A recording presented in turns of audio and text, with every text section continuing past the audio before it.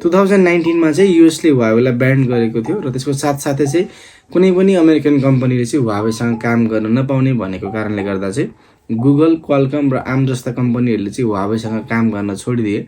गुगलले आफ्नो Google service दिन छोडिदियो, आर्म कर्टेक्सले चाहिँ कुनै पनि चिपसेटहरू डिजाइन गर्दैन छोडिदियो भने क्वालकमले चाहिँ आफ्नो चिपसेटहरू Huawei-को फोनमा लगाउनलाई Huawei-ले किन्न नपाएको कारणले गर्दाखेरि Huawei-को ग्लोबल मार्केटमा चाहिँ सेल्सहरू डाउन हुँदै गएको थियो र नेपालमा पनि Huawei-को सेल्सहरू डाउन भइरहेको थियो। त्यस टाइममा चाहिँ Huawei-ले गुगल सर्भिस नभए पनि आफ्नै सफ्टवेयर लन्च गरेर हार्मोनी ओएस एउटा नाम दिएर एउटा सफ्टवेयर लन्च गर्यो। त्यो अपरेटिङ सिस्टम राखेर धेरैवटा देशहरूमा चाहिँ आफ्नो प्रोडक्टहरू पठायो र त्यसको जुन मार्केटबाट रिभ्यू चाहिँ खासै राम्रो नआएको कारणले गर्दाखेरि चाहिँ गुगल सर्भिस नभएको कारणले गर्दाखेरि नेपालमा पनि खासै Huawei-को प्रोडक्टहरू चलेन। त्यस कारणले गर्दाखेरि चाहिँ Huawei-ले फेरि हार्मोनी ओएसलाई चाहिँ अझ मोडिफाई गरेर अझ त्यसलाई इन्हान्स अलिकति राम्रो बनाएर चाहिँ हार्मोनी ओएस 2.0 भन्ने लन्च गरेर 140 वटा भन्दा बढी स्मार्टफोन, स्मार्ट वाचेसहरू चाहिँ ले लन्च गरिसकेको छ।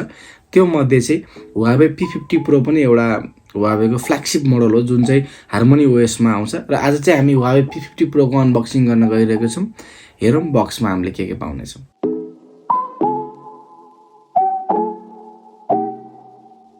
नमस्ते सबैलाई, मेरो नाम दिपेश, तपाईहरु हेर्दै हुनुहुन्छ टेक्निकल ब्रदर च्यानल र आज चाहिँ हामी Huawei P50 Pro को अनबक्सिङ गर्न गइरहेको छौँ। हेरौँ बक्समा हामीले के पाउनेछौँ। यो रहेको छ Huawei को बक्स P50 Pro को बक्स र यसमा चाहिँ तपाईको फ्रन्टमा हामीले देख्न सक्छौँ Huawei-ले चाहिँ एप ग्यालरीको ठुलो ब्रान्डिङ गरेको छ, किनभने यसमा चाहिँ गुगल सर्भिस नभएको कारणले गर्दाखेरि चाहिँ यसमा प्ले स्टोर हुँदैन र प्ले स्टोरको ठाउँमा चाहिँ Huawei-ले यसको एप ग्यालरीलाई चाहिँ राखिदिएको छ। र यो फोनको चाहिँ भेरिएन्टको कुरा गर्नुपर्दा चाहिँ यसमा चाहिँ हामीले 8GB RAM 256 भेरिएन्ट रहेको छ भने यसको कलरको कुरा गर्नुपर्दा चाहिँ कोको गोल्ड भन्ने कलर रहेको छ। हेरौँ बक्सभित्र हामीले के पाउँछौँ।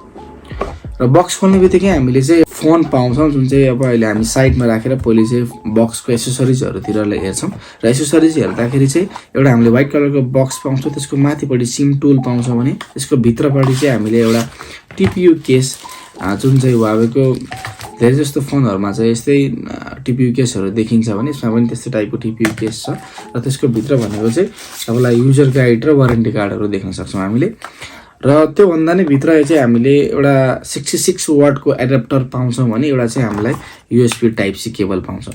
र अब चाहिँ हामी सबै कुरा साइडमा राखेर फोनतर्फ लाग्छौँ र फोन चाहिँ जुन तपाईहरुले देख्न सक्नुहुन्छ यो चाहिँ कोको गोल्ड भन्ने कलरमा रहेको छ जुन चाहिँ एकदमै एट्र्याक्टिभ देखिन्छ र यसको पछाडिपट्टिको ब्याक डिजाइन चाहिँ निकै नै एट्र्याक्टिभ छ जुन चाहिँ तपाईले हेर्न सक्नुहुन्छ, जुन भिडियोमा पनि तपाईले देख्न सक्नुहुन्छ। यसको चाहिँ फ्रन्टमा चाहिँ यसको कर्भ डिस्प्ले आउँछ जसले गर्दाखेरि चाहिँ यो फोनलाई चाहिँ एकदमै प्रिमियम बनाउँछ र तपाईको इन ह्यान्ड फिल पनि यो फोनको एकदमै राम्रो छ र एकदमै प्रिमियम फिल हुन्छ यो फोन हातमा लिँदाखेरि पनि। र तपाईको वेट डिस्ट्रिब्युसन पनि यो फोनको एकदमै राम्रो रहेको छ र यसमा तपाईलाई डिजाइन एन्ड बिल्ड क्वालिटीको कुरा गर्नुपर्दा चाहिँ यो फोनमा हामीले फ्रन्टमा चाहिँ कर्निङ गोरिल्ला ग्लास 5 को प्रोटेक्सन पाउँछौँ भने ब्याकमा पनि कर्निङ गोरिल्ला ग्लास 5 को प्रोटेक्सन पाउँछौँ। यो चाहिँ फ्रन्ट ब्याक दुवैतिर चाहिँ ग्लास बिल्ड डिजाइन रहेको छ। यो फोनको डिस्प्लेको कुरा गर्नुपर्दा चाहिँ हामीले यसमा 6.6 inch FHD plus OLED screen पाउने गरेका छौँ र यसको चाहिँ रिफ्रेश रेटको कुरा गर्ने हो भने चाहिँ 120 हर्ट्जको यसको रिफ्रेश रेट रहेको छ भने यो फोनको चाहिँ कलरको कुरा गर्ने हो भने त्यसमा हामीले 1 बिलियन कलर पाउँछौँ जसले गर्दाखेरि यसको डिस्प्लेको ब्राइटनेस चाहिँ एकदमै मजाको छ र जति पनि तपाईको बाहिरको सनलाइटमा पनि हामीले यसको डिस्प्ले इजिली देख्न सक्छौँ। तपाईको डिस्प्लेको चाहिँ यसमा साइडमा 3D कर्भ डिस्प्ले भएको कारणले गर्दाखेरि चाहिँ यो फोन हातमा लिँदाखेरि एकदमै ह्यान्डी फिल हुन्छ र तपाईको 6.6 इन्च साइज भए पनि यो फोन एकदमै ठुलो लाग्दैन हाम्रो हातमा लिँदाखेरि चाहिँ एकदमै लाइट वेट र तपाईको वेट डिस्ट्रिब्युसन पनि एकदमै राम्रो छ। यसको वेटको कुरा गर्ने हो भने चाहिँ यसमा हामीले 195 ग्राम यसको वेट पाउँछौँ भने र फोनको चाहिँ बिल्ड क्वालिटीको कुरा गर्नुपर्दा चाहिँ ब्याकमा पनि हामीले ग्लास बिल्ड पाउँछौँ र फ्रन्टमा पनि ग्लास बिल्ड रहेको छ र फ्रन्ट ब्याक दुवैतिर कर्निङ गोरिल्ला ग्लास 5 को प्रोटेक्सन छ र प्लस यसको फ्रेम चाहिँ तपाईको एल्युमिनियम फ्रेम रहेको छ।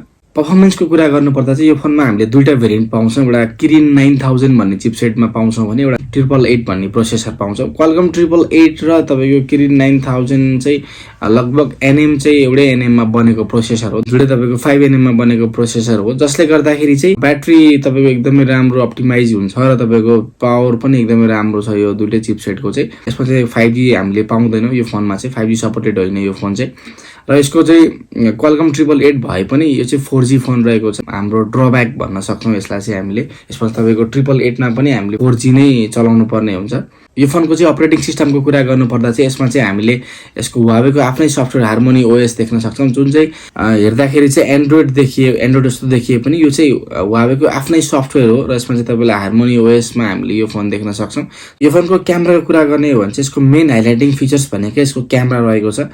यसको चाहिँ DxO मार्क स्कोरमा पनि सबैभन्दा अहिलेसम्म वर्ल्डकै टप स्मार्टफोनमा पर्छ क्यामेरा वाइज चाहिँ। यसको चाहिँ 144 यसको स्कोर रहेको छ, DxO मार्क स्कोर चाहिँ, जुन चाहिँ अब आइफोन 13 प्रो म्याक्स र Samsung S21 ultra S22 ultra भन्दा पनि बढी रहेको छ, जसले गर्दाखेरि चाहिँ यसलाई चाहिँ ग्लोबल्ली नै चाहिँ one of the best camera phone भन्न सक्छौँ DxO मार्क्सको स्कोर अनुसारले चाहिँ। र यो फोनको चाहिँ क्यामेराको मेगापिक्सलको कुरा गर्नुपर्दा चाहिँ हामीले ब्याकमा क्वाड क्यामेरा पाउँछौँ र यसको चाहिँ मेन सेन्सर हेर्ने हो भने चाहिँ एउटा 50 मेगापिक्सलको मेन सेन्सर रहेको छ। एउटा तपाईँलाई 64 मेगापिक्सलको चाहिँ पेरिस्कोप टेलिफोटो लेन्स रहेको छ भने चाहिँ यसमा हामीले 40 मेगापिक्सलको चाहिँ एउटा मोनोक्रोम सेन्सर पाउँछौँ भने यसमा 30 मेगापिक्सलको चाहिँ अल्ट्रा वाइड सेन्सर पाउँछौँ। यसको चाहिँ फ्रन्ट क्यामेराको कुरा गर्ने हो भने चाहिँ यसमा हामीले 13 मेगापिक्सलको फ्रन्ट क्यामेरा पाउँछौँ। यो फोनको भिडियो कुरा गर्ने हो भने चाहिँ ब्याकमा हामीले 4K 30 FPS 60 FPS सम्म रेकर्ड गर्न सक्छौँ भने फ्रन्टमा चाहिँ 4K 30 FPS सम्म मात्र रेकर्ड गर्न सक्छौँ। यो फोनको चाहिँ हामीले चारवटै क्यामेरामा चाहिँ OS को सपोर्ट पनि पाउँछौँ, जसले गर्दाखेरि चाहिँ क्यामेरा क्वालिटी चाहिँ जनरली अरू फोनहरूभन्दा चाहिँ एकदमै बेटर रहेको छ।